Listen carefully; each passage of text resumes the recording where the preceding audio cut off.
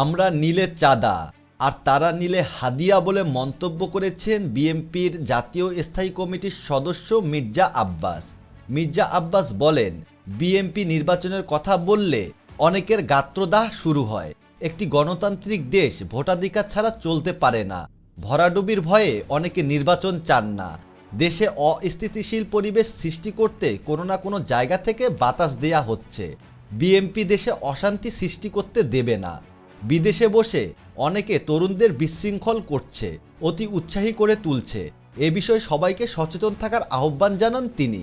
সরকারের উদ্দেশ্যে আব্বাস বলেন, সরকারকে সঠিক রাস্তা দেখানোই বিএনপির উদ্দেশ্য, বিব্রত করা নয়। 31 দফার মধ্যেই সব সংস্কারের রূপরেখা আছে।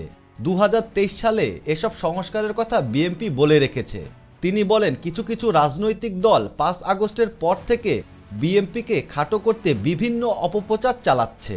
রোববার বিকেলে শাহবাগ থানা বিএনপির কর্মশালায় প্রধান অতিথির বক্তব্যে তিনি এসব কথা বলেন।